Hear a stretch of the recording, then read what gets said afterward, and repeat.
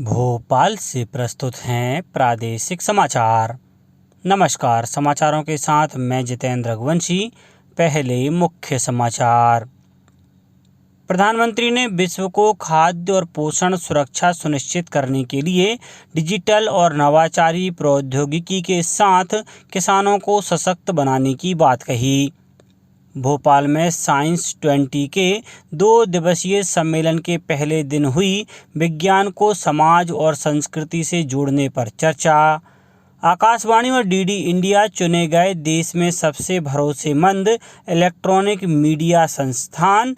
और खेल मंत्रालय ने भारतीय खिलाड़ियों की यात्रा और ठहरने के खर्च की अधिकतम सीमा 66% बढ़ाई। अब समाचार विस्तार से।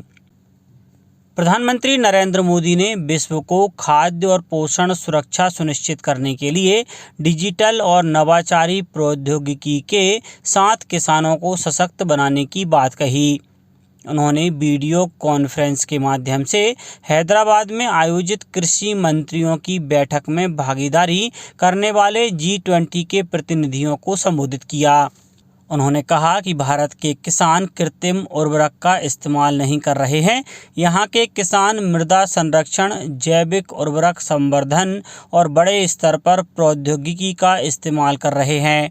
उन्होंने कहा कि भारत के किसान खेती के लिए सौर ऊर्जा और अनुकूल संसाधनों का इस्तेमाल कर रहे हैं। अंतर्राष्ट्रीय मोटे अनाज वर्ष का उल्लेख करते हुए प्रधानमंत्री ने कहा कि मोटा अनाज आमतौर पर स्वास्थ्य के लिए लाभदायक है। भारत उत्कृष्टता, अनुसंधान और प्रौद्योगिकी के केंद्र में मोटे अनाज का एक संस्थान विकसित कर रहा है। मुख्यमंत्री शिवराज सिंह चौहान ने 356 नगरीय निकायों में विभिन्न विकास कार्यों के लिए विशेष निधि मद से 431 करोड़ 6 लाख रुपए की स्वीकृति प्रदान की है। इस राशि से सड़क, पार्कों का निर्माण, मंगल भवन, सामुदायिक भवन जैसे विकास कार्य किए जाएंगे।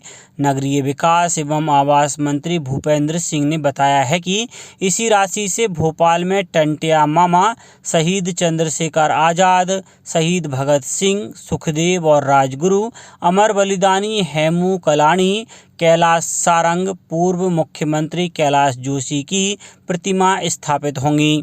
साथ ही भारत माता मंदिर स्मारक भी बनाया जाएगा। सागर में अमर बलिदानी महाराणा प्रताप और नगर पालिका सौंसर में पूर्व प्रधानमंत्री भारत रत्न स्वर्गीय अटल बिहारी वाजपेयी की मूर्ति स्थापित की जाएगी। नगर परिषद माखन नगर में राष्ट्रकवि माखनलाल चतुर्वेदी की मूर्ति स्थापित होगी।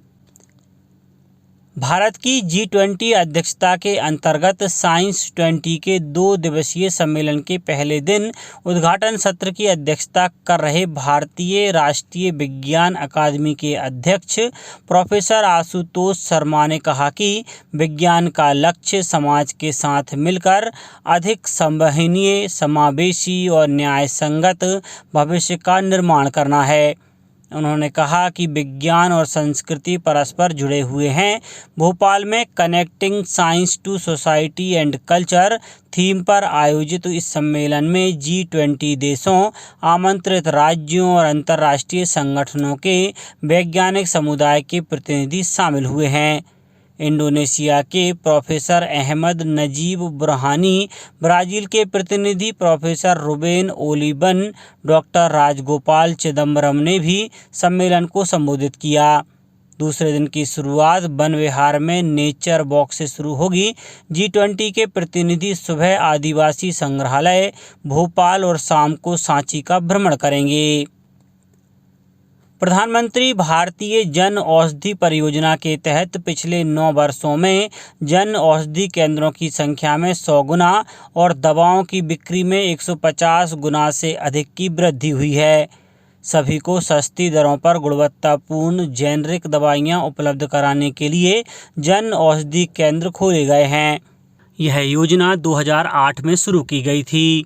Pharmaceutical and medical devices bureau of India के मुख्य कार्यकारी अधिकारी रवि दधीची ने कहा कि इस योजना ने नागरिकों को पिछले 9 वर्षों में अपने दवा बिलों पर लगभग 20,000 करोड़ रुपए बचाने में मदद की है।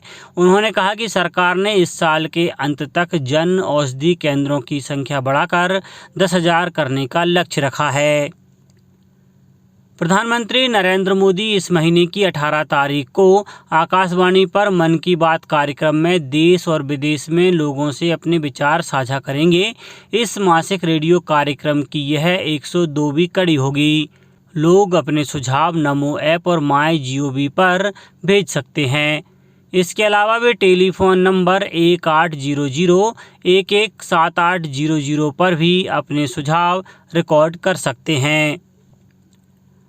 आकाशवाणी और डीडी इंडिया को राइटर्स इंस्टीट्यूट की डिजिटल न्यूज़ रिपोर्ट 2023 के अनुसार देश में सबसे भरोसेमंद इलेक्ट्रॉनिक मीडिया संस्थाओं के रूप में चुने गए हैं। रिपोर्ट में कहा गया है कि समाचारों में समग्र विश्वसनीयता में 3% अंकों की मामूली कमी के बावजूद सार्वजनिक प्रसारकों ने अपेक्षाकृत उच्च स्तर का विश्वास बनाए रखा है। रिपोर्ट में कहा गया है कि सार्वजनिक प्रसारक आकाशवाणी और डीडी इंडिया उनमें शामिल हैं जो सबसे ज़्यादा भरोसेमंद हैं। प्रधानमंत्री नरेंद्र मोदी इस महीने की 21 तारीख को न्यूयॉर्क के संयुक्त राष्ट्र मुख्यालयों में 9वें अंतर्राष्ट्रीय योग दिवस समारोह में भागीदारी करेंगे। प्रधानमंत्री इस अवसर पर योग सत्र का नेतृत्व करेंगे। प्रधानमंत्री नरेंद्र मोदी ने कहा है कि योग से शरीर और मन मस्तिष्क दोनों को फायदा होता है और इससे व्यक्ति को स्वस्थ रहने के साथ ही शांति मिलती है। श्री मोदी ने ट्वीट संदेशों में लोगों से योग को अपने दिनचर्या का हिस्सा बनाने की अपील की, जिससे उनका स्वास्थ्य और सेहत बेहतर हो। उन्होंने योग के कई आसनों के वीडियो भी साझा किए। प्रधानमंत्री ने कहा कि योग अच्छा स्वास्थ्य और तंदुरुस्ती को बेहतर करने की दिशा में दुनिया को एक साथ जोड़ता है। मध्य प्रदेश गौ संवर्धन बोर्ड ने माता महामारी उन्मूलन इकाई के पशु चिकित्सकों को अपने क्षेत्र की एक गौशाला को गोद लेकर उन्नयन करने के निर्देश दिए हैं। ये पशु चिकित्सक पशुपालकों की समस्याओं का समाधान करने में भी मदद करते हैं।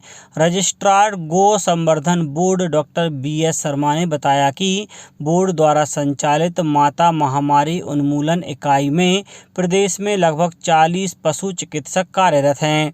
सर्वश्रेष्ठ उन्नत गौशाला को पुरस्कृत किया जाएगा। पशु चिकित्सकों से कहा गया है कि शिविर में बैंक अधिकारियों को भी शामिल करें, जिससे पशुपालकों को बैंक सहायता प्रक्रिया की जानकारी मिल सके और वे योजना का लाभ आसानी से उठा सकें। अंतर्राष्ट्रीय पारिवारिक प्रेषण दिवस कल मनाया गया। संयुक्त राष्ट्र महासभा ने अपने परिवार के जीवन यापन में सुधार के लिए प्रवासियों के योगदान का सम्मान करने के लिए प्रत्येक वर्ष 16 जून को विश्व भर में यह दिवस मनाने की घोषणा की थी। दुनिया भर में प्रवासी नागरिक अपने 80 करोड़ परिजनों के जीवन यापन में सुधार के लिए योगदान करते हैं।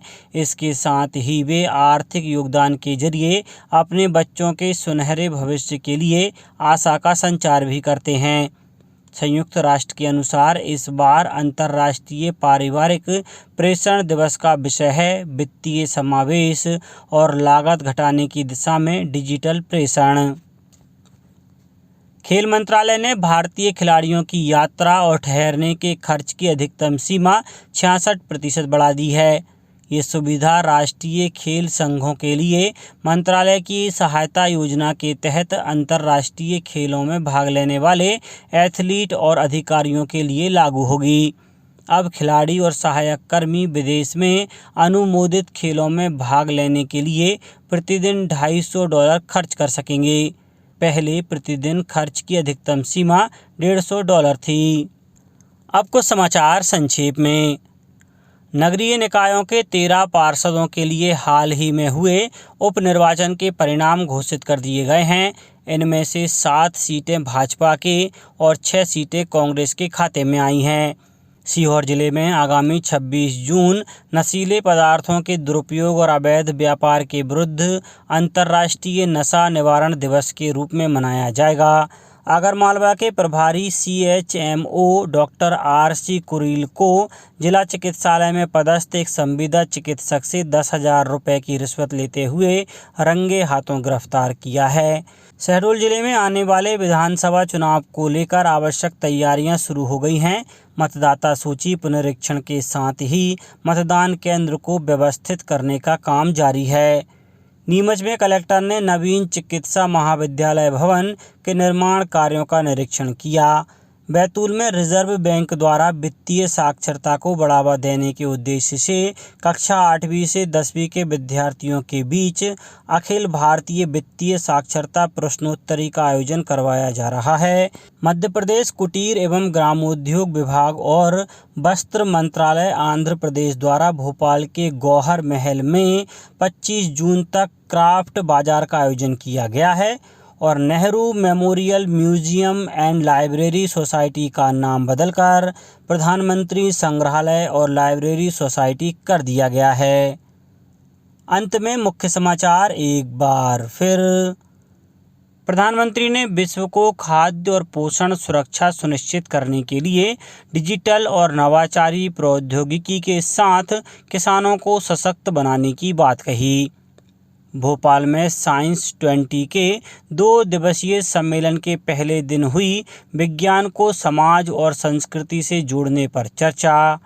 आकाशवाणी और DD इंडिया चुने गए देश में सबसे भरोसेमंद इलेक्ट्रॉनिक मीडिया संस्थान। और खेल मंत्रालय ने भारतीय खिलाड़ियों की यात्रा और ठहरने के खर्च की अधिकतम सीमा 66% बढ़ाई।